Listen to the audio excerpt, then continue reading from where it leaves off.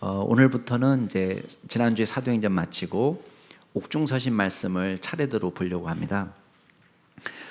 에베소서, 빌립보서, 골로새서, 빌레몬서 이 순서로 보려고 하는데요. 저작 연대를 굳이 따지는 분들은 이제 골로새서가 제일 먼저 쓰여진 것 같다 이렇게 짐작하는 분들이 많습니다. 그 이유는 이제 분량 면에서, 내용 면에서 에베소서하고 골로새서하고 비슷한 부분이 많이 있어요. 그런데 뭐 딱 일치하는 건 아니지만 비슷한 내용들을 다루는 부분들이 많이 나오는데 분량 면에서는 에베소서가 길어요. 자, 우리 학창 시절에 숙제 베껴 보신 분 계시죠?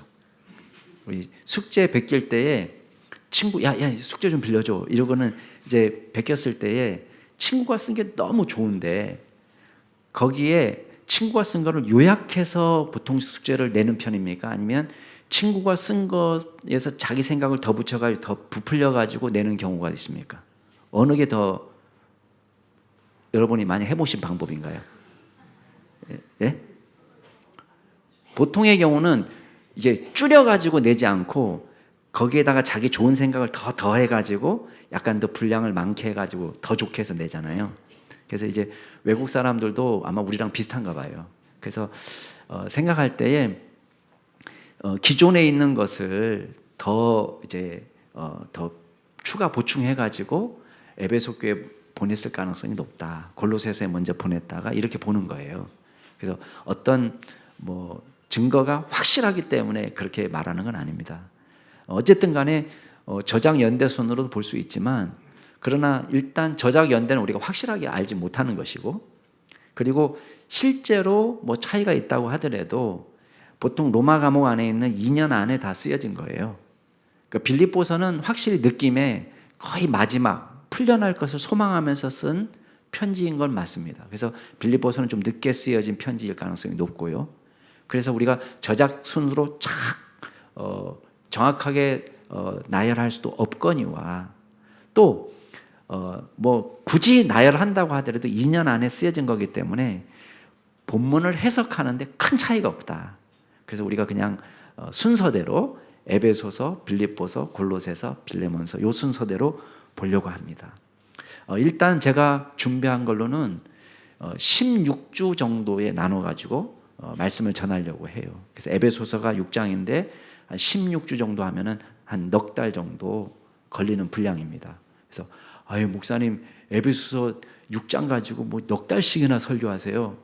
이렇게 이제 말씀하시면 안 돼요. 왜냐하면 70년 전에 영국에서 마틴 로이드 존스 목사님이라는 분이 에베소서를 설교했거든요. 그분은 1장만 가지고 37주를 설교했어요. 예. 그래서 어떤 선교사님이 자기가 선교사 파송 받을 때에 에베소서 설교 시작하는 거 보고 갔는데 자기가 안식년 받아가지고 와보니까 아직도 에베소서 설교하고 있더라는 거예요. 예. 근데 너무 제가 그렇게까지 설교하는 거는 우리 인생이 짧은데 에베소서에 목숨 걸고 살고 여러분들이 에베소서만 설교 듣다가 하면 안 되잖아요. 그래서 그렇게 할 수는 없고 16주 정도 분량하면은 그래도 너무 이렇게 느려 뺀 것보다는 훨씬 더 이게 이해하기 쉬울 정도의 분량인 것 같다. 왜냐하면 너무 숲으로 들어가서 보다 보면 우리 어디 있지? 이걸 길을 잃어버리기가 쉽거든요. 그래서 전체 구조를 조망하면서 함께 말씀을 보는 시간이 되었으면 좋겠습니다. 바울 서신을 이야기할 때 많은 사람들이 이거는 바울 서신들 중에서 왕관에 해당된다 이런 말 합니다. 또 어떤 분들은 서신서들의 여왕이다 이런 표현을 씁니다. 그만큼 에베소서 안에는 정말 바울이 로마서, 고린도 전후서, 뭐 다른 데서 이야기한 모든 신학 사상을 거의 집대성하고 있다 이런 느낌이에요. 그래서 톰 라이트라는 학자는 뭐라고 얘기했냐면 바울 신학의 조감도다 이런 얘기했습니다. 조감도라는 건 뭡니까? 공중에서 이렇게 새가 날아갈 때 보는 것처럼 전체 윤곽을 보여주는 그런 걸 조감도라고 하잖아요.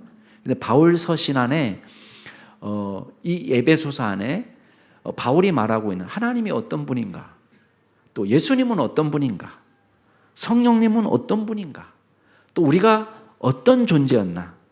또 우리는 어떻게 구원을 받았을까? 또 하나님께서 구원받은 성도들에게 기대하는 바가 뭐냐? 기독교 윤리. 또 마지막 종말의 때 어떤 일이 벌어지느냐? 또 이 세상에 살아가는 우리 크리스찬들이 치러야 될 영적 전투가 어떤 거냐? 뭐 이런 것들을 다 담아놓고 있어요. 그러니까 정말 말 그대로 바울 신학의 조감도다 이런 말이 딱 어울리는 말입니다. 그래서 우리가 함께 은혜를 나누면서 저도 여러분도 믿음 안에서 성숙하게 되는 기간들이 될 수 있기를 주의 이름으로 축복합니다. 자, 일단 이 서신은 바울이 썼습니다. 에베소서의 저자는 바울입니다. 물론 1820년대 이후에 독일 신학계를 중심으로 해서 바울이 썼느냐를 의심하는 분들이 많이 있습니다. 그래서 그분들이 이런저런 이유들을 댔습니다. 제가 여기서 길게 여러분에게 그건 설명할 필요 없고, 그러나 그거는 결정적인 이유는 못 됩니다. 왜냐하면 어떤 역사적 고증이 딱 나온 것도 아니고 어떤 사본이 딱 나온 것도 아니고 그냥 머릿속으로 추론한 것입니다. 그러니까 추론이라는 것은 다 논리적 사고, 개연성을 가지고 추론하는 것은 누구든지 할 수 있는 건데 증거는 없습니다. 그래서 모든 사본이 동시에, 혹시 에베소라는 말이 빠져있는 사본은 있어요. 그냥 바울은 성도들과 그리스도 안에 있는 신실한 자들에게 이렇게 된 사본들은 덜어 있습니다. 그렇지만 바울이라는 이름이 빠져있는 사본은 단 한 개도 없다. 그래서 바울의 저작을 의심할 만한 사본은 어떤 역사적 증거도 없다라고 믿으시면 됩니다. 근데 여기서 주목할 건 뭐냐면 바울이 자신을 이렇게 소개하는 거예요. 자, 1절 말씀 한번 읽어보실까요? 1절 시작.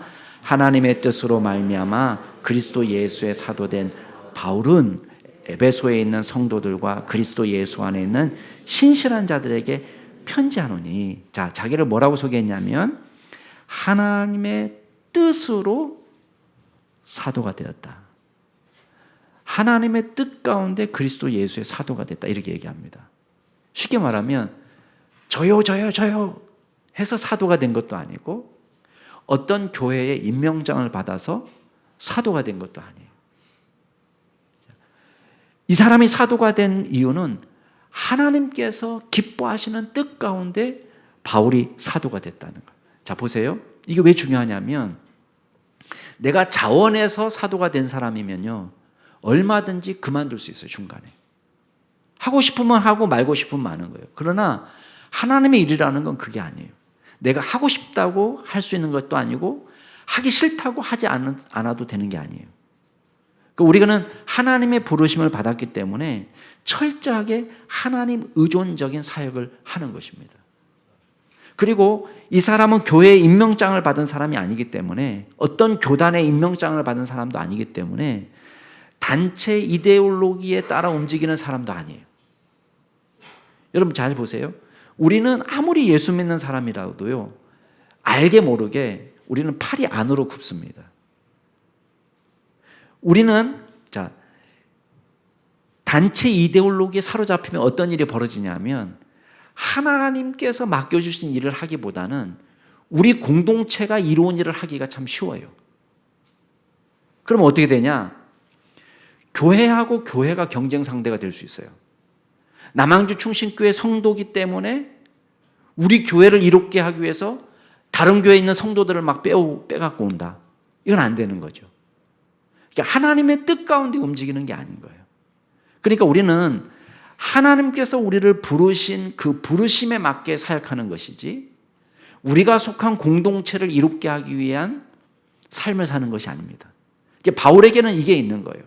그러니까 하나님이 나를 부르셨다는 생각을 갖고 있기 때문에 하나님께서 이끄시는 대로, 그 다음에 또 한 가지는 중요한 건 뭐냐면 하나님이 불러서 임명하셔서 일을 맡기셨기 때문에 하나님의 인도와 보호를 확신할 수 있는 거예요. 매우 중요하죠.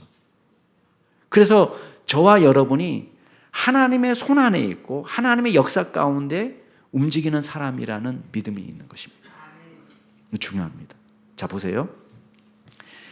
사도를 아주 좁은 개념으로 사도라는 단어를 적용하면 예수님의 12제자에 들어가요. 12제자는 사도예요. 근데 이걸 조금 넓은 개념으로 해석을 하면 누가복음 10장에 나와 있는 70인 제자들을 파송할 때도 사도라는 말을 씁니다. 그 다음에 이걸 조금 더 넓은 의미로 사용하면 바나바와 바울에게도 사도라는 말을 씁니다. 근데 이 사도라는 말의 뜻은 뭐예요? 혹시 사도라는 말의 뜻을 혹시 아십니까? 사도라는 말의 뜻. 보냄을 받은 자라는 뜻이에요. 보냄을. 제가 예전에 얘기해 드린 적 없었나요? 제 죄가 크네요. 이거 말해드려야 되는데. 언젠가 말씀드렸을 거예요. 아마 여러분들이 다 잊으셨을 거예요. 제가 분명히 말한 기억이 나거든요. 사도의 뜻은 뭐냐면 보냄을 받은 자라는 뜻이에요. 아포스톨로스, 영어로는 어포슬이라고 얘기하죠. 그러니까 아포스톨로스는 뭐냐면 보냄을 받은 자라는 뜻입니다. 아폴로라는 말이 보내다는 뜻이에요. 그러니까 보냄을 받은 자인데 이거를 더 광의적인 의미로 적용을 하면 저와 여러분도 하나님의 보냄을 받은 자예요. 물론 바울의 사도권하고 같은 개념은 아닙니다. 다른 개념이지만 넓은 의미에서 보냄을 받은 자라는 말을 우리에게 사용된다. 우리도 하나님의 보냄을 받은 자예요. 그럼 우리가 뭘 확신해야 되냐면 우리는 하나님을 기쁘시게 하는 인생을 살아야 된다.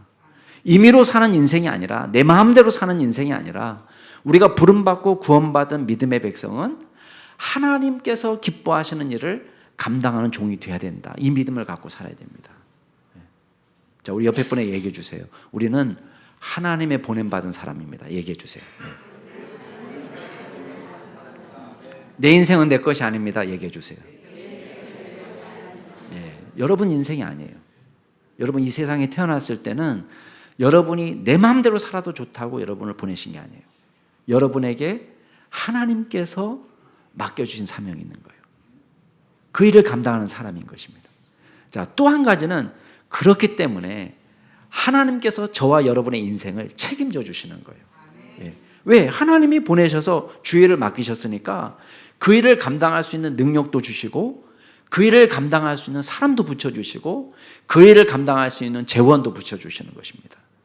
그래서 저와 여러분이 이 세상을 살 때에 쉽게 낙심하지 말아야 될 이유가 있습니다. 그 뭐냐? 하나님이 우리와 함께 하신다. 그 믿음을 갖고 사는 거예요. 자, 이 편지를 받는 사람은 누구예요? 자, 1절 뒷부분을 보면 이렇게 되어 있습니다. 에베소에 있는 성도들과 그리스도 예수 안에 있는 신실한 자들에게 편지한다. 자, 제가 아까도 얘기했지만 어떤 편지 사본에는 에베소라는 말이 생략되어 있고 또 심지어는 물론 이단이긴 합니다만은 150년 정도에 활동했던 이단 중에 마르시온이라는 사람이 있어요. 근데 이 사람은 이 에베소서를 라오디게아서라고 명명한 적이 있어요. 그래서 아마도 이 편지는 물론 1차적 독자는 있지만 여러 교회가 돌아가면서 읽도록 했을 것이다. 이렇게 짐작하는 거예요. 이걸 뭐라고 얘기하냐면 회람서신이라고 이야기합니다. 근데 중요한 건 뭐냐면 불특정 다수에게 보낸 편지는 아니에요. 왜냐하면 처음 쓸 때에 염두에 둔 성도가 있습니다. 자, 1장 15절 한번 읽어보세요. 다음 주에 할 거지만 다음 주에 15절 말씀 같이 한번 읽어볼까요? 시작. 이로 말미암아 주 예수 안에서 너희 믿음과 모든 형통한 사랑을 내가 들었다. 보세요. 너희 믿음에 대한 소식을 내가 들었다. 성도들을 향한 너의 사랑에 대한 소식을 내가 들었다. 그러니까 이 너희라는 누가 있죠. 특정한 대상자가 있는 거예요. 그래서 우리는 이거를 에베소에 있는 성도들에게 보낸 편지가 맞을 거다. 1차적 독자는 에베소에 있는 성도들일 것이다. 이렇게 짐작하는 거예요. 근데 여러분 질문하겠습니다. 여러분 중에 내가 예수 믿은 지 10년 안쪽이다 는 사람 한번 손 들어보세요. 살짝. 10년 안 됐다네. 나 예수 믿은 지 10년. 몇 분 계셔요? 몇 분 계셔요. 근데 에베소 교회 성도들은 지금 제일 오래된 사람이 몇 년 믿었을까요? 이거 맞히는 사람한테 제가 커피 쿠폰을 쏘겠습니다. 3년? 죄송합니다. 3년은 아닙니다. 네? 3년? 3년 6개월? 아닙니다. 제가 뭐 째째하게 6개월 이렇게 뭐 이게 6개월 5일 뭐 이렇게는 안 합니다. 몇 년. 예, 몇 년. 제가 일부 성도들한테 얘기했거든요. 절대 비밀을 누설하지 마라. 근데 지금 생각해 보니까 너무 째째하네. 예. 절대 얘기하지 말라고 해도 나는 살짝 얘기해 줬을 것 같아. 커피 받은 나랑 같이 이렇게 했을 것 같은데 너무 순진하시네 우리 성도들이. 자, 우리 서인창 형제 아까 뭐 손으로 몇 년이라고 하셨어요? 1년? 죄송합니다. 너무 마음이 아프네요. 인창 형제 너무 좋아하는데 유진자매 2년이라고 했는데 너무 마음이 아프네요. 예. 자, 막 찍어보세요. 5년 아닙니다. 자, 한 번만 더 기회를 드릴게요. 누가 8년이에요? 야, 비밀이 샜나 보다. 8년 맞아요. 예. 어쨌든 누가 가르쳐 줬는지 모르지만 같이 나눠서 드세요. 예. 안 가르쳐 준 것 같아요. 그냥 찍은 거예요? 일부 예배 영상으로 봤다. 영상으로. 예. 8년입니다. 이게 3차 전도 여행 때 사역해서 예수를 믿었거든요. 물론 2차 전도 여행 때 믿었을 수도 있지만 53년도 정도에 시작했어요. 3차. 그래서 에베소에 가서 사역한 기간은 54년부터입니다. 그러면 지금 감옥에 들어와서 있는 기간이 62년까지인데 맨 마지막에 에베소서를 기록했다고 하더라도 결국은 길어봐야 8년이에요. 근데 생각해 보세요. 8년밖에 안 된 성도들을 향해서 지금 뭐라고 부르고 있냐? 1절 뒷부분에 그리스도 예수 안에 있는 신실한 자들이라고 부르는 거예요. 여러분 8년 정도 믿어가지고 얼마나 신실했겠습니까? 제가 볼 때는. 근데 하나님이 볼 때는 예수 믿는 그리스도 안에서 예수를 믿고 신실한 자들이 되었다. 믿는 자들이 되었다. 성도들이다 이렇게 부르고 있는 거예요. 거룩한 자다 이렇게 부르고 있는 거예요. 거룩하게 살아서가 아니라 완벽하기 때문에가 아니라 예수를 믿고 거룩한 백성이 되었다 라고 지금 편지하고 있는 거예요. 너무나 감사하지 않아요? 그러니까 주님이 우리를 보는 관점이 그래요. 그래서 오늘 이 말씀 통해서 제가 세 가지를 이야기하려고 하는데 우리 크리스찬의 정체성이 뭐냐? 우리는 복을 받은 사람이다. 첫 번째. 두 번째, 우리는 선택받은 사람이다. 세 번째, 하나님의 기대는 예배자다. 요 이야기 하려고 그래요. 첫 번째는 뭐냐면 우리는 복받은 사람입니다. 3절 같이 한번 읽어볼까요? 3절 시작. 찬송하리로다 하나님 곧 우리 주 예수 그리스도의 아버지께서 그리스도 안에서 하늘에 속한 모든 신령한 복을 우리에게 주시되. 자, 처음 시작이 뭐냐면 찬송합시다 이렇게 시작하는 거예요. 우리도 오늘 공교롭게 찬송합시다로 했죠. 찬송합시다 이렇게 했는데 바울이 첫 편지를 열면서 인사말을 마치자마자 여러분 찬양하십시오. 왜 우리가 찬양해야 되는데? 그 이유를 지금 설명하는 거예요. 그 이유를 뭐라고 얘기했냐면 우리는 복을 받았습니다. 하나님께서 우리에게 복을 주셨습니다. 이렇게 얘기해요. 그럼 누구를 찬양합니까? 여기 보니까 하나님을 찬양하세요. 근데 하나님을 그냥 소개하지 않고 하나님을 어떻게 소개하냐면 우리 주 예수 그리스도의 아버지라고 소개합니다. 자, 왜 이 말이 필요할까요? 옛날 구약 성도들에게는 하나님이 당신 자신을 소개하실 때 나는 아브라함의 하나님이고 이삭의 하나님이고 야곱의 하나님이고 이렇게 소개를 했어요. 근데 지금 에베소 교회 성도들에게는 당신을 어떻게 소개하냐면 우리 바울이 얘기할 때 하나님 곧 우리 주 예수 그리스도의 아버지라고 소개합니다. 왜냐하면 이 하나님이라는 단어는요, 잡신을 이야기할 때도 하나님이에요. 그러니까 이 하나님이라는 단어는 우리 한글, 우리 용어로 하면 하느님에도 해당되는 말이에요. 우리 옛날 예수를 믿지 않을 때도 하늘님 이렇게 했잖아요. 우리가 알지 못하는 신을 무조건 하늘님 이렇게 얘기했단 말이에요. 근데 그것처럼 이방 사람들도 이 테오스라는 말은 이방신을 말할 때도 테오스예요. 근데 지금 바울은 우리가 그런 잡신을 섬기는 것이 아니라 우리가 찬양할 유일한 하나님이 계시는데 그 하나님 누구냐? 우리의 주님 되시는 예수 그리스도다. 그리스도의 아버지시다. 이렇게 소개하는 거예요. 예수 그리스도는 누구냐? 우리 주님이시다. 우리를 구원하신 분이고 우리를 위해서 십자가에 달려서 돌아가시기까지 우리를 사랑하신 그분인데 그분을 보내신 그 하나님을 찬양합시다 라고 얘기하는 거예요. 우리가 유일한 경배의 대상이 되는 거죠. 그러니까 저와 여러분이요, 아무한테나 기도해도 아무한테나 경배해도 안 되는 거예요. 인간은 아무리 죽어도 우리의 기도를 들을 수 있는 대상이 아니에요.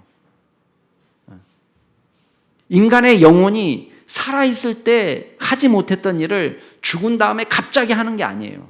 그러니까 어떤 영적 존재도 하나님 외에는 경배의 대상이 되지 않습니다. 근데 지금 하나님을 찬송합시다 라고 얘기해 놓고는 그 이유를 설명하는데 우리에게 복을 주셨습니다. 근데 그 복을 어떻게 설명하냐면 신령한 복입니다 이렇게 얘기했어요. 영적인 복입니다. 자, 보세요. 물질적인 복을 주시는 분은 누굽니까? 제가 질문이, 다시 한번 잘 들어보세요. 여러분에게 물질적인 복을 주시는 분은 누굽니까? 예, 하나님이에요. 그러니까 우리에게 필요한 의식주를 공급하시는 분이 하나님이세요. 그런데 이거는 일반 은총이에요. 이건 믿지 않는 사람도 다 받아요. 하늘의 해와 별도 믿지 않는 사람들에게도 있는 것이고 하나님께서 해를 비추시고 비를 내리실 때에 선인과 악인을 구분하지 않고 우리에게 필요한 농사에 필요한 해와 비를 주십니다. 또 믿는 나라만 하나님께서 보존하시는 것이 아니라 우리 사도행전 17장에 보면 뭐라고 되어 있습니까? 인류의 모든 족속이 사실은 한 혈통에서 지어진 거예요. 하나님께서 당신의 형상대로 지으신 거예요. 그러니까 예수를 믿든 믿지 않든 간에 모두가 다 하나님의 형상으로 지었기 때문에 하나님께서 그 사람들이 온 땅에 흩어져서 살게 하시고 그들의 연대, 역사를 정하셔서 나라가 그래도 망하지 않고 몇 년 동안 있게 하시고 또 나라마다 국경을 정해놓으시고 그들의 한계를 정해놓으셔서 그들이 이 땅에 거주하며 살게 하시고 하나님의 힘으로 이 땅에서 먹을 것도 먹고 입을 것도 입고 숨도 쉬면서 존재한다. 왜? 믿든 믿지 않든 모두가 다 하나님의 소생이기 때문에. 이게 일반 은총인 거예요. 그래서 일반 은총도 하나님 주셔요. 그래서 정직하게 사는 사람, 부지런히 사는 사람이 이 사회에서 인정받고 열심히 공부한 사람이 좋은 대학 들어가고 또 열심히 준비한 사람이 좋은 회사 들어가고 정직하게 살 때 또 정직하게 사업하는 사람이 사회 인정을 받아서 신뢰받는 기업이 되어서 돈도 벌게 하시고 그러니까 이게 다 뭐냐? 일반 은총이에요. 근데 이 일반 은총은 구원 은총과는 구분되는 거예요.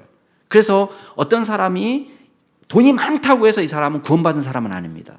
이건 일반 은총이지 구원 은총, 특별한 은총이 아닌 거예요. 근데 우리 크리스찬들은 어떤 은혜를 받았냐? 우리는 일반 은총도 받았어요. 그러니까 우리가 먹고 사는 거예요. 그런데 우리에게 있는 중요한 복은 뭐냐? 영적인 복이라는 거예요. 그래서 신령한 복을 받았다. 일반 은총 우리를 만족시킬 수 없습니다. 아무리 벌어도 그것이 우리의 영혼을 만족시키지 못합니다. 여러분, 도대체 얼마만큼 재산이 많으면 우리를 만족시킬 수 있을까요? 도대체 여러분은 얼마만큼 수입이 많으면 여러분의 갈증이 해소되겠습니까? 아직 그 경지에 이르지 못해서 잘 모르시겠나요? 네. 여러분, 우리가 실제 경험해 보진 않아도 우린 간접 경험이 있어요. 모든 것을 다 갖춘 사람이 불안해해요. 나라의 모든 여자가 자기 거고 나라의 모든 땅이 다 자기 거고 나라의 모든 재산이 자기 거고 그 사람이 있잖아요. 어디 있어요? 여기 북쪽에 있잖아요. 이 사람은 모든 것을 가졌는데 우리 정보당국도, 미국의 정보당국도 얘기하고 있는 것은, 공이 얘기하고 있는 것은 뭐냐? 이 사람 불면증에 시달린다는 거예요. 잠을 못 잔다는 거예요. 아직 저울에 우리가 정확하게 재보진 않았지만 우리 정보당국이 화면에 비친 모습으로, 이게 요새는 그거 가지고 이게 계산을 해내잖아요. 그래서 몸무게가 140kg 나간다고 보는 거예요. 140kg. 우리 가운데는 아직 그런 몸무게가 없어요. 근데 이 몸무게를 갖고 잠을 자지 못하고 폭식과 폭음과 흡연과, 그러니까 많은 이 미국 정보당국이 계산하기로는 저 정도 건강 상태면 3년 이렇게 보는 거예요. 아니, 세상이 다 자기 건데. 여러분, 육적인 재산, 육적인 만족은 우리의 영혼을 만족시켜 줄 수 없는 거예요. 근데 지금 왜 에베소 교회 성도들에게 하나님을 찬양하라고 얘기합니까? 우리는 영적인 복을 받았다는 거예요. 이걸 베드로는 뭐라고 설명했냐면, 베드로 후서에서 생명과 경건에 속한 모든 것을 하나님이 주셨다, 이렇게 얘기합니다. 우리의 영혼과 관련된, 우리의 영생과 관련된, 우리가 경건에 속한 모든 것을 우리에게 주셨다. 그리고 이 복을 뭐라고 얘기하냐면 하늘에 속한 복이라고 이야기합니다. 여러분, 하늘에 속한 복이라는 건 뭐예요? 이 세상이 줄 수 있는 복과 구분하는 것도 되고, 또 하나는 이거는 세상이 줄 수 없는 복이고 하나님이 주신 복이기 때문에 untouchable. 우리가 이거를 누구도 빼앗아갈 수 없고 누구도 방해할 수 없는 복이라는 거예요. 이게 하늘에 속한 복입니다. 이 복을 누가 받았어요? 예, 우리라고 얘기합니다. 이 말은 뭐예요? 바울 자기도 포함시키는 거예요. 다른 사람들은 바울을, 야, 저 사람 깜빵에 갇혀서 저게 뭐 하는 짓이냐. 그런데 바울은 감옥에 갇혀 있는데 뭐라고 얘기하냐면 하나님 찬송하리로다. 우리한테 하늘에 속한 신령한 복이 있는데 그 복의 양을 어떻게 표현하고 있냐면 모든이라고 말하고 있습니다. 모든 신령한 복, 하늘에 속한 모든 신령한 복. 여러분, 모든이라는 말 속에 뭐가 포함되어 있어요? 어떤 결핍이나 부족함도 없다는 걸 표현하는 거예요. 모든 축복이 하나님으로부터 온다. 아니, 이거를 받을 것이라고 말한 것이 아니라 이미 우리는 신령한 복을 받은 존재라고 이야기하는 것입니다. 예. 너무 놀랍잖아요. 그러면서 이 복이 다 뭐하고 연결되어 있냐면은 그리스도 안에서라고 얘기하는 거예요. 3절 말씀에 보면 그리스도 안에서. 그러니까 우리가 받은 복이 전부 다 뭐하고 관련이 있냐면 그리스도와 관련이 있습니다. 예수님 뺀 신령한 복은 없습니다. 그러니까 예수님만이 유일한 구원이 되는 거예요. 여러분, 저와 여러분에게 있는 영적인 축복 가운데 예수님 빼고 얻을 수 있는 게 뭐가 있어요? 죄를 용서받는 거? 그게 제일 중요하잖아요. 하나님 나라에서 죄 없는 사람으로 서게 되는 거. 이게 가장 중요한 복인데 죄사함은 어디서부터 오나요? 죄사함은 곧 그 아들 안에서 우리가 속량 죄사함을 얻었다라고 말씀하고 있습니다. 영생? 아들을 믿는 자에게는 영생이 있다라고 이야기합니다. 심지어는 오늘 2절 말씀에 보면은 은혜와 평강도 어디서부터 말미암느냐? 예수 그리스도로부터 온다고 말씀하고 있습니다. 여러분, 2절 말씀도 같이 한번 읽어볼까요? 2절 말씀 시작. 하나님 우리 아버지와 주 예수 그리스도로부터 은혜와 평강이 너에게 있을지어다. 진정한 은혜와 평강의 기원이 어디냐? 성부 하나님 우리에게 주시는 것이고 그 아들 성자 예수 그리스도로부터 말미암은 것이다 라고 말하고 있는 것입니다. 에이, 목사님, 은혜와 평강은요 인스타에 차고 넘칩니다. 이렇게 말하시는 분들 계세요. 여러분, 카톡 프로필 사진 보면 어때요? 정말 모든 은혜와 평강이 그 안에 다 있는 것 같지 않아요? 좋은 음식, 좋은 경치, 풍광, 힐링 전부 다 그 안에 있는 것 같아요. 정말 아름다운 모습이다. 이게 뭐예요? 예. 이거는 하이라이트예요. 하이라이트. 편집된 실제 모습이 아니라 하이라이트 릴 이펙트라고 얘기하죠. 여러분 진짜 그게 평강이 아닌 거예요. 근데 예수님이 우리에게 주시는 평강은 어떤 평강이에요? 주님이 약속하잖아요. 내가 평안을 너에게 끼친다. 이 평안은 곧 나의 평안을 너에게 끼치는데 너에게 주는 것은 세상이 주는 것과 같지 않다. 여러분 예수님 빼고 말할 수 있는 게 뭐예요? 모든 게 예수님 안에서. 저와 여러분이 신령한 복을 받은 존재라는 것을 기억하시기 바랍니다. 우리 옆에 분에게 우리 복 받았습니다. 한번 얘기해 주세요. 예. 예. 찬양의 이유예요. 두 번째, 우리는요 선택받았다는 거예요. 선택받았다. 자, 4절 말씀 같이 한번 읽어볼까요? 4절 시작. 곧 창세 전에 그리스도 안에서 우리를 택하사 우리로 사랑 안에서 그 안에 거룩하고 흠이 없게 하시려고. 우리가 선택받았다, 우리를 택하셔서라는 말을 씁니다. 여러분 오디션 프로그램을 보시면, 자, 음악 오디션 프로그램에서 선택받으려면 어떻게 해야 돼요? 일단 노래를 잘 불러야 되겠죠. 가창력도 있어야 되고 감정의 선이 좀 살아 있어야 되고 매력적인 모습이 있어야 되잖아요. 여기다가 또 노래 실력이 좀 비슷비슷하면은 어떻게 할 때 더 선택받을 수 있습니까? 스토리가 있으면 돼요. 스토리가. 어떤 사람은 정말 가난하고 어려운 상황에서 배달하면서 알바하면서 그리고 어렵게 노래 공부를 혼자 독학하면서 이 경제에 이르렀다. 그러면 스토리가 되죠. 어떤 사람은 아버지가 신장 투석해가지고 아프셨는데 자기 신장을 떼어서 줬다. 스토리가 되죠. 그러면 선택받습니다. 이 세상에서 선택받기 위해서 꼭 필요한 건 뭐냐? 매력적인 존재가 돼야 되는 거예요.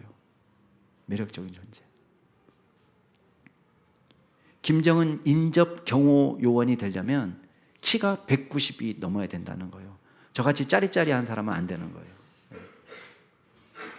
덩치가 좀 있어야 되는 거예요. 인간 총알바지가 돼야 되니까. 여러분, 이 세상은 다 이유가 있어서 선택합니다. 근데 하나님은요 달라요. 하나님의 선택을. 자, 아까 우리 4절 읽었는데 4절 처음 시작이 어떻게 시작돼요? 창세 전에라는 말로 시작해요. 쉽게 말하면 창세 전에 우리가 선택했다 그러면 우리가 아직 만들어지기 전이잖아요. 자, 여러분이 선택받기 위해서 여러분이 한 일은 무엇입니까? 한번 질문해 보겠습니다. 우리가 손이 미치지 않는 영역이에요. 창세전은. 우리가 매력을 발산하기 이전이에요. 오히려 이 에베소 교회 성도들은 바울이 처음 복음 전하러 왔을 때 어떤 사람들이었느냐? 허물과 죄로 영적으로 죽은 상태였다고 말합니다. 우상 숭배자였습니다. 흠모할 만한 모습이 아무것도 없습니다. 아르테미스 신전에서 이 세상 유행을 따라서 우상 숭배하고 또 에베소 사람들이 하는 대로 문란하고 방탕하게 살고 거짓말하고 비방하고 원수 맺고 사기치고 훔치고 폭행하고 그러면서 살았던 사람들이에요. 목사님, 하나님은 다 아시기 때문에 우리가 아름답게 변화될 것을 미리 아시고 요 인간은 될성부른 나무기 때문에 떡잎부터 알아보시고 하나님은 우리를 선택하신 거 아닙니까? 천만의 말씀이에요. 우리가 될성부른 나무였습니까? 한번 여러분에게 질문해 보세요. 스스로 내가 될성부른 나무인가? 아니에요. 우리는 원래 그런 존재가 아닙니다. 우리가 조금이라도 긍정적으로 변화된 모습이 있다면 우리의 힘으로 여기 온 것이 아닙니다. 이 사람들이 기도하는 사람, 여러분 세속적이던 사람이 예수 믿고 구원받는 자리까지 이를 때에 어마어마한 사건들이 있었어요.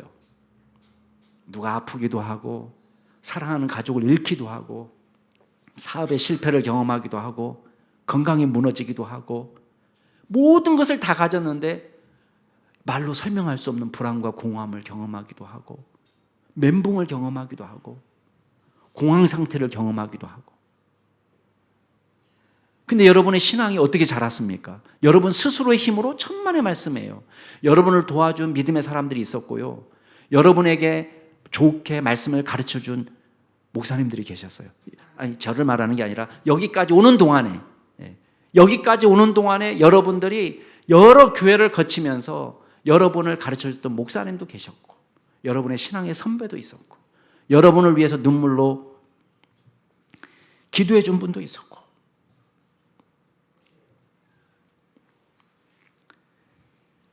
창세 전에 우리를 택하셔서 우리가 뭘 할 수 있겠어요? 자랑할 수 있겠어요? 우리가 뭘 자랑할 수 있습니까? 여러분, 원래 착한 사람은 없습니다. 이 세상에. 착하게 보이는 사람만 있을 뿐이에요. 착하게 보이는 사람은 왜 착하게 보였겠어요? 나름대로 영리하게 살아가는 법을 터득한 거예요. 아, 형이 저렇게 하니까 좀 맨날 야단 맞는구나. 아, 난 저렇게 살면 안 되지. 그게 착하게 산 거예요. 왜? 살아남기 위해서. 우리가 착해서 착한 게 아니에요. 이렇게 말하면 이쁨 받는 거를 여러분이 조금 영특해서 빨리 깨달은 것 뿐이에요. 아, 이렇게 하니까 사람들이 좋아하네? 그거예요. 그러니까 착한 사람은 없다. 착하게 보이는 사람만 있을 뿐이다. 우리는 알잖아요, 우리 실체를. 우리 마음속에 뭐가 들어가 있는지 왜 모르겠어요. 우리는 착하게 보였을 뿐이에요. 근데 주님은 선택해 주셨어요. 창세 전에. 아직 매력을 발산하기 전에. 그 다음에 5절 말씀 한번 읽어보세요. 5절 시작. 그 기쁘신 뜻대로 우리를 예정하사 예수 그리스도로 말미암아 자기의 아들들이 되게 하셨으니. 자, 선택이라는 표현을 썼지만 여기는 미리 정하셨다는 예정을 썼습니다. 어떻게 예정하셨냐? 기쁘신 뜻대로. 우리 식으로 얘기하면 하나님이 기뻐하셔서, 하나님이 좋아서 선택하셨다는 거예요. 하나님이 좋아서 미리 예정하셨다는 거예요. 그리고 원문 성경을 보면요, 사랑 안에서라는 말이 4절 끝에 나와요. 그래서 해석하시는 분에 따라서 이 사랑 안에서를 4절과 연결해서 해석하는 분이 있고, 우리 개역개정판이 그렇게 해석했습니다. 그래서 우리 개역개정판에는 우리로 사랑 안에서 그 앞에 거룩하고 흠이 없게 하시려고 이렇게 했어요. 그러니까 쉽게 말하면, 우리식으로 표현하면 사랑의 행동을 하게 만들어서 거룩하고 흠이 없게 하려고, 이렇게 번역할 수 있어요. 근데 5절 말씀으로 이 사랑 안에서를 집어넣으면 뭐냐면, 하나님이 그냥 사랑하셔서, 그냥 좋아서, 당신이 기뻐서 우리를 예정하셨다, 이렇게 해석할 수도 있습니다. 저는 이번 해석을 따르고 있어요. 그렇게 보면 보여요. 하나님께서 우리를 예정하셔서 자기 아들들이 되게 하셨어요. 여러분, 아들이 되게 한다는 건요, 어마어마한 축복이에요. 왜냐하면 입양했더라도 로마법으로는요, 입양한 아이에게 똑같이, 자기 친아들과 똑같이 유산을 분배해야 돼요. 그러면 예수님은 하나님의 친아들이시지만 우리는 입양된 양자잖아요. 양자인데 예수님이 받으실 그 놀라운 영광을 우리도 받게 된다는 거예요, 앞으로. 그러니까 하나님의 나라가 우리에게 상속이 된다는 거예요. 예수님의 모든 좋은 것들이 우리 것이 된다는 거예요. 이 엄청난 복 아니에요? 근데 그거를 내가 잘나서가 아니라 뭐라고 되어 있냐면, 그 기쁘신 뜻을 따라서 예정해 주셨다는 거예요. 우리를 선택하셨다는 거예요, 창세전에. 그래서 우리가 주님을 찬양하는 것입니다. 우리에게 우쭐될 여지가 없는 것입니다. 많은 사람들이 결정적인 순간에 의심하는 게 있습니다. 그게 뭐냐면, 야, 나 같은 사람도 구원받을 수 있나? 특별히 죽음을 앞둔 사람들에게 그런 의문이 듭니다. 나를 하나님 받아주실까? 네. 근데 주님은 우리에게 뭐라고 얘기하십니까? 구약시대의 스바냐서에 보면은 하나님 뭐라고 얘기하시냐면, 하나님이 너로 말미암아서 기쁨을 이기지 못한다. 너로 말미암아서 기쁨을 이기지 못한다. 너를 잠잠히 사랑하시고 너 때문에 즐거이 부르고 기뻐하신다. 놀라운 표현 아닙니까? 여러분이 그렇게 매력적인 존재였습니까? 제가 그렇게 매력적인 존재였습니까? 우리는 하나님 앞에 매력적인 존재가 아니었어요. 근데 주님이 창세전에 우리를 선택하시고 그리고 기뻐하시면서 저와 여러분을 미리 하나님의 자녀로 정해 주셨다는 겁니다. 그게 은혜입니다. 지금 에베소 교회 성도들에게 편지하면서 이걸 얘기 먼저 하는 거예요. 여러분, 여러분의 구원은 여러분이 잘나서가 아니에요. 여러분이 똑똑해서도 아니고.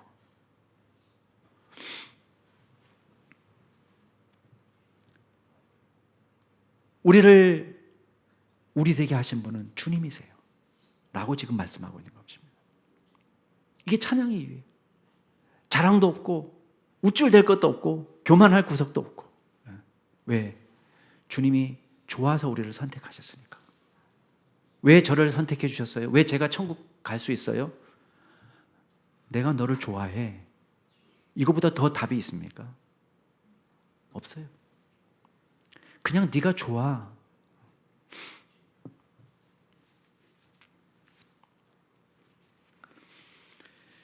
마지막으로 하나님은 저와 여러분을 예배자로 부르셨습니다. 여러분, 주님이 우리에게 신령한 복을 주시고요. 창세전에 선택해 주시고요.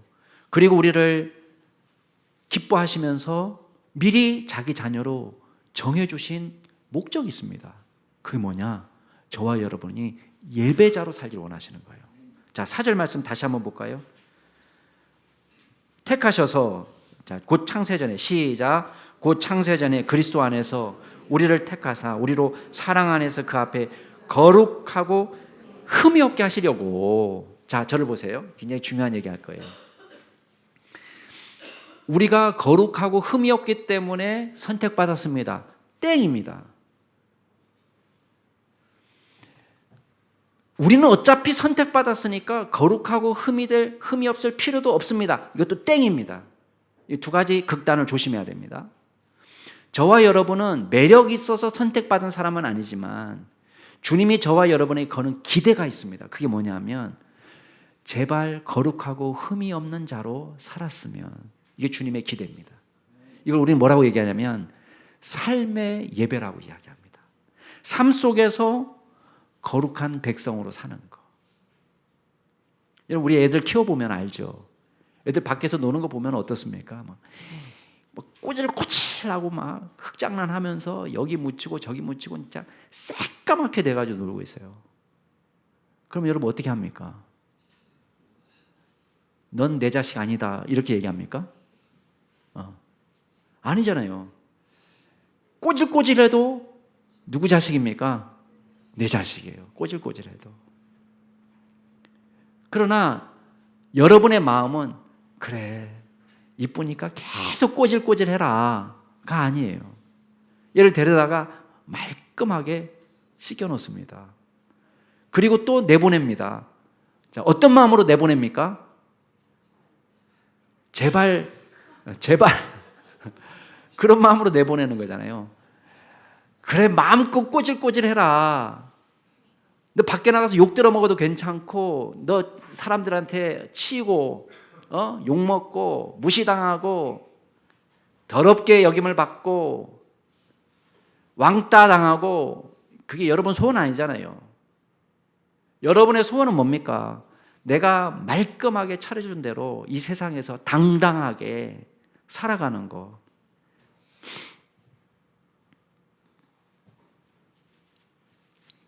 삶의 예배를 하나님이 기뻐하시는 거예요. 그래서 우리 자녀가 나가서 무시당하지 않고 거룩하고 흠없이 하나님의 모습대로. 그 다음에 두 번째 예배가 있습니다. 그건 뭐냐면 실제로 우리가 마음과 뜻과 정성을 다해서 예배하는 삶을 사는 거예요. 6절 말씀 같이 한번 읽어볼까요? 6절 시작. 이는 그가 사랑하시는 자 안에서 우리에게 거저 주시는 바 그의 은혜의 영광을 찬송하게 하려는 것이라. 아멘. 이미 구원은 그리스도와 관련이 있다라고 제가 말씀을 드렸어요. 근데 여기서 보면은 사랑하시는 자 안에서, 이 사랑하시는 자는 그리스도예요. 예수님 안에서, 그리스도 안에서 우리에게 거저 은혜를 주셨다. 거저 구원을 주셨다. 그래서 어떻게 하도록? 공짜로 주신 이유는 내가 만약에 돈 벌어서 샀으면, 값 주고 샀으면 우리가 자랑할 수 있을 거예요. 내가 산 거야. 근데 우리가 받은 구원은 우리가 산 게 아니에요. 공짜로 받은 거예요. 선물이에요. 그래서 어떻게 하도록? 그 은혜의 영광을 하나님 찬양하도록, 예배하도록 저와 여러분 부르신 겁니다. 여러분, 예정교리는요, 찬양을 위한 교리입니다. 제가 어떤 분을 만났더니 그분은 자기는 예정교리가 이해가 안 돼가지고 아무리 머릿속으로 이해하려고 해도 이해가 안 돼가지고 자기가 감리교 신학교로 갔다는 거예요. 장로교인이 될 수가 없었다는 거예요. 여러분, 예정교리는요, 우리가 장로교인이기 때문에 믿는 게 아닙니다. 성경에 있기 때문에 믿는 것뿐입니다. 어때요? 깔뱅이 만들어낸 용어인가요? 예정? 아니에요. 이거 성경 용어예요. 성경에 나와 있는 용어예요. 근데 예수 믿지 않는 사람들은 이 예정교리가 큰 의미가 없습니다. 이 예정교리는 누구에게 의미가 있냐면 믿는 사람에게 의미가 있습니다. 믿는 사람은 내가 구원받아서 너무 기쁜데 이거를 하나님이 미리 정해 주셨다? 내가 잘나서가 아니라, 내가 따낸 것이 아니고, 내가 착해서 구원받은 게 아니라 하나님이 나를 하나님의 자녀로 미리 예정해 주셨다. 이건 무엇을 위한 교리냐? 주님을 찬양하기 위한 교리예요. 주님을 높여드리고, 맞습니다. 이 구원은 내 게 아닙니다. 여러분, 만약에 내 거라면 얼마든지 취소가 가능해요. 그러나 내 게 아니에요. 내게 시작된 게 아니에요. 하나님이 우리에게 구원을 주신 것입니다. 그래서 우리가 그 구원을 기뻐하고 감사하며 예배하며 사는 것입니다. 여러분, 예배는 공로가 될 수 없습니다. 예배는 우리가 감사해서 하나님 앞에 드리는 것입니다. 예배 잘 드렸기 때문에 구원받는 것이 아니라 이미 구원의 감격이 있는 사람이 주님을 찬양하고 예배하는 것입니다. 여러분, 왜 우리의 예배가 시시껄렁할까요? 우리가 구원의 감격이 없어서, 믿음이 없어서 예배가 시시껄렁할 수 있습니다. 그러나 예수 안에서 구원받은 믿음의 성도는 거저 주시는 그 은혜를 찬양하고 영광 올려드리고 감사하며 주님 앞에 나아가는 참된 예배자가 되는 것입니다. 그 은혜가 저와 여러분에게 있기를 주의 이름으로 축복합니다. 우리 사랑하는 성도 여러분, 주님은 우리에게 이미 모든 하늘에 속한 신령한 복을 주셨습니다. 왜 주셨습니까? 그냥 좋아서 주셨다고 이야기합니다. 그냥 사랑해서, 그냥 기뻐서, 우리에게 어떤 매력적인 요소가 없어도 조건 없이 우리에게 사랑과 긍휼을 베풀어 주셨습니다. 이 구원은 그래서 취소될 수 없습니다. 하나님께서 시작하신 일이기 때문에 그렇습니다. 어떤 조건도, 환경도, 우리의 기분도, 우리의 질병도, 우리의 상황도, 어떤 천사도, 어떤 영적 존재도 저와 여러분의 구원을 막을 수 없습니다. 왜 그렇습니까? 하나님이 기뻐하셔서 우리를 선택하셨고 주님께서 우리를 자기의 자녀로 삼으시기로 작정하셨기 때문입니다. 우리가 그 은혜를 늘 기뻐하고 감사하며 찬양하며 예배하는 믿음의 종이 될 수 있기를 주의 이름으로 축복합니다. 같이 한번 기도하겠습니다.